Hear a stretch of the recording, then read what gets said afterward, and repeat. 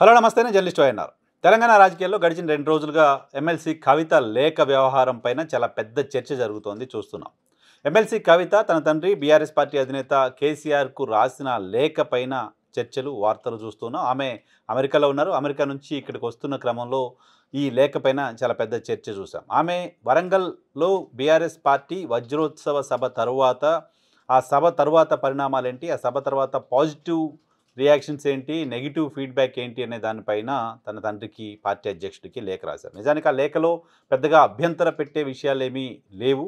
లేఖలో ఆమె పార్టీ నాయకత్వం పైన తిరుగుబాటు చేసినట్లుగానో, పార్టీ నాయకత్వానికి వ్యతిరేకంగానో మాట్లాడిన అంశాలేమీ కూడా లేఖలో లేవు. అయితే లేఖ బయటికి రావడం ఖచ్చితంగా చర్చనీయాంశంగా మారింది. లేఖ బయటికి రావడం అంటే బిట్వీన్ ద పార్టీలో ఏదో జరుగుతోంది లాంటి ఒక చర్చ కూడా చూస్తూ ఉన్నాం. సో ఆమె అమెరికా నుంచి వచ్చిన తర్వాత ఎయిర్పోర్ట్లోనే మీడియాతో మాట్లాడారు. ఈ సందర్భంగా ఆమె చెప్పిన మాట కూడా, నేను నా తండ్రికి లేఖ రాయటం ఇది మొదటిసారి కాదు, గతంలోనూ అనేక సందర్భాల్లో ఇలా లేఖలు రాశాం. కానీ లేఖ బయటికి ఎలా వచ్చిందో తేలాల్సిన అవసరం ఉంది అంటున్నారు ఆమె. కేసీఆర్ దేవుడే కానీ కేసీఆర్ చుట్టూ చాలా దెయ్యాలు తయారయ్యాయంటూ మాట్లాడారు. లేఖలో అంశాలు పార్టీకి, పార్టీ ఆలోచన ధోరణికి, పార్టీ నాయకత్వానికి వ్యతిరేకంగా లేకపోయినప్పటికీ ఈ లేఖ బయటికి వచ్చిన అంశం పైన ఆమె మాట్లాడిన మాటలు మాత్రం కాస్త పార్టీ లైన్కి భిన్నంగా, పార్టీ లైన్కి విరుద్ధంగా ఉన్నట్లు అర్థం చేసుకోవాలి. ఎందుకంటే పార్టీలో నాయకుడి చుట్టూ దెయ్యాలున్నాయనే మాట ఆమె నేరుగా మీడియాతో మాట్లాడడం అనేది పార్టీ లైన్కి విరుద్ధంగా మాట్లాడినట్టుగా చూడాలి. ఎందుకంటే పార్టీలో దెయ్యాలున్నా, పార్టీలో నాయకత్వం చుట్టూ, పార్టీ నాయకత్వాన్ని తప్పుదారి పట్టించే వ్యక్తులున్నా, ఇవన్నీ కూడా బయట మీడియాతో మాట్లాడేవి కాదు. ఒక రాజకీయ పార్టీ పాయింట్ ఆఫ్ వ్యూలో చూసినప్పుడు తన తండ్రే పార్టీ అధ్యక్షుడిగా ఉన్నారు. ఆయన చుట్టూ ఉన్న దెయ్యాలు ఎవరో ఆయనకి చెప్పగలిగే స్థితిలో ఆమె ఉన్నారు. అటువంటప్పుడు మీడియాకి చెప్పి మా నాయకుడి చుట్టూ దెయ్యాలు ఉన్నాయని మాట్లాడాల్సిన అవసరం ఖచ్చితంగా లేదు ఎమ్మెల్సీ కవితకు. బట్ ఆమె ఆ ప్రకటన చేశారు, అటువంటి ఒక కామెంట్ చేశారు. గతంలోనూ చిట్ చాట్లో ఓపెన్గా కాకుండా తనపైన కుట్ర జరుగుతుంది లాంటి వ్యాఖ్యలను కూడా ఆమె చేశారు. పార్టీలో కొంతమంది తనపైన దుష్ప్రచారం చేస్తున్నారనో, కుట్ర చేస్తున్నారనో లాంటి మాటలు కూడా ఆమె మాట్లాడారు. నిన్న ఎయిర్పోర్ట్ దగ్గర ఆమెకు సంబంధించి, పార్టీకి సంబంధించిన నాయకత్వం ఎవరూ పోకుండా కేవలం కవిత ప్లకార్డ్స్తో మాత్రమే కొంతమంది జాగృతి నాయకులు అక్కడికి వెళ్ళడం, అక్కడ కవిత సీఎం అంటూ నినాదాలు చేయడం, ఇవన్నీ కూడా యాదృచ్ఛికంగా జరిగిన అంశాలుగా ఎవరు చూసే పరిస్థితి ఉండదు, చూడలేం కూడా. రాజకీయంగా నాయకురాలు కేసీఆర్ గారి నాయకత్వంలో పనిచేస్తున్నారు. కేసీఆర్ గారు మళ్ళీ గెలిస్తే, బీఆర్ఎస్ గెలిస్తే ముఖ్యమంత్రి అవుతారు లాంటి ఒక చర్చ, లేకపోతే కేటీఆర్ ముఖ్యమంత్రి అవుతారు లాంటి చర్చ ఉన్న నేపథ్యంలో కవిత సీఎం అంటూ నినాదాలు జాగృతి కార్యకర్తలు ఎయిర్పోర్ట్ దగ్గర చేయడం, ఆమె పార్టీ నాయకత్వం చుట్టూ కొంతమంది దెయ్యాలు చేరారంటూ వ్యాఖ్యానించడం కొంత పార్టీ లైన్కి విరుద్ధంగా, పార్టీ లైన్ని క్రాస్ అయ్యి ఆమె మాట్లాడారు లాంటి ఒక ఇంప్రెషన్ కలిగించింది. సో బీఆర్ఎస్ పార్టీలో నిప్పు లేకుండా పొగ రావట్లేదు, అక్కడ నిప్పేదో ఉంది లాంటి ఒక ఇంప్రెషన్ కలిగించింది. సో ఈరోజు ఉదయం 11 గంటలకు BRS party working president KTR media సమావేశం నిర్వహించారు. ఆయన మీడియా సమావేశం ప్రధానంగా ఎజెండా ఈడీ కేసులో తెలంగాణ ముఖ్యమంత్రి రేవంత్ రెడ్డి పేరు ఉండడం పైన మాట్లాడడం కోసం ప్రెస్ కాన్ఫరెన్స్ ఏర్పాటు చేశారు. నేషనల్ హెరాల్డ్ కేసుకు సంబంధించి ఈడీ తెలంగాణ ముఖ్యమంత్రి కూడా నోటీసులు ఇచ్చింది. తెలంగాణ ముఖ్యమంత్రి కూడా ఆ నోటీసులు తీసుకున్నారు. దానికి అటెండ్ అవ్వాల్సిన పరిస్థితి ఉంటుంది ఈడీ ఎంక్వైరీకైనా. తెలంగాణ నుంచి కొంతమంది నేతలు నేషనల్ హెరాల్డ్కి చందాలు ఇచ్చారు.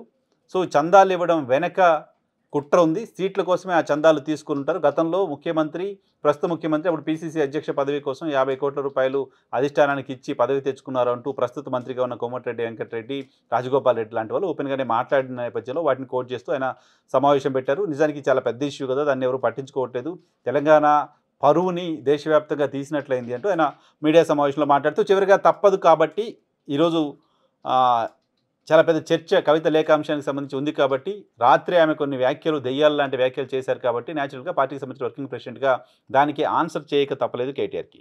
సో ఆయన మాట్లాడిన మాటలు చూసిన తర్వాత నిన్నటి కవిత వ్యాఖ్యలతో నిప్పు ఉంది అనిపించింది.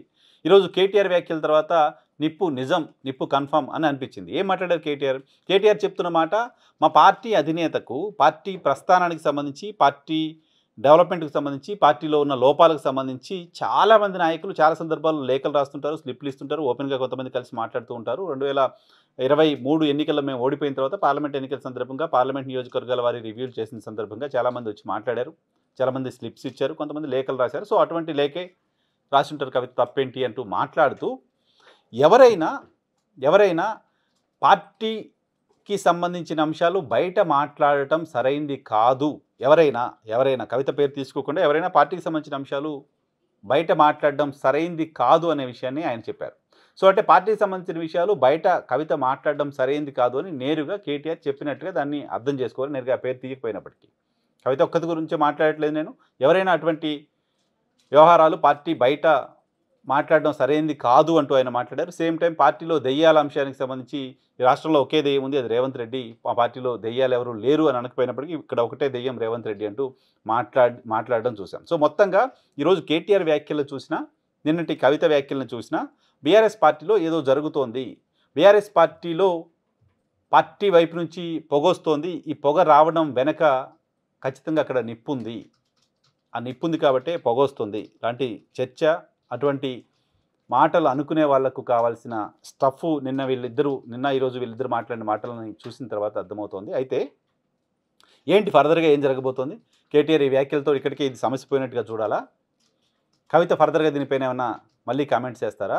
ఆమె కేసీఆర్ని కలుస్తారంటూ ఉదయం నుంచి వార్తలు వస్తున్నప్పటికీ ఇప్పటివరకు నేను ఈ వీడియో చేస్తున్న క్షణానికి అటువంటి అఫీషియల్ కన్ఫర్మ్డ్ వార్త ఏమీ లేదు. ఆమె యూఎస్ నుంచి వచ్చిన తర్వాత ఇంత పెద్ద చర్చ దీని మీద జరిగిన తర్వాత ఇమీడియట్గా కేసీఆర్ని వెళ్ళి కలుస్తారని అందరూ అనుకున్నారు. ఇప్పటివరకు కలిసే ప్రయత్నం కానీ కలిసిన వాతావరణం కానీ కనిపించట్లేదు. కలవడానికి సంబంధించిన ఏర్పాటు జరుగుతున్నట్టుగా కూడా ఎక్కడ కనిపించట్లేదు. సో ఆ దెయ్యాలకు సంబంధించిన అంశంపైన మాట్లాడి వదిలేస్తారా? దెయ్యాలు ఎవరో తేల్చే ప్రయత్నం చేస్తారా? దెయ్యాల గురించి తేల్చనట్టు మళ్ళీ లేఖ రాస్తారా? తెలీదు. బట్ తెలంగాణలో బీఆర్ఎస్ పార్టీలో రాజకీయ పరిణామాలు రాబోయే కొద్ది రోజుల్లో ఇంకా చాలా చూడడానికి సంబంధించిన ఆస్కారం అయితే గడిచిన 2 రోజులుగా జరుగుతున్న పరిణామాలు బట్టి చూస్తే మనకు అర్థమవుతుంది.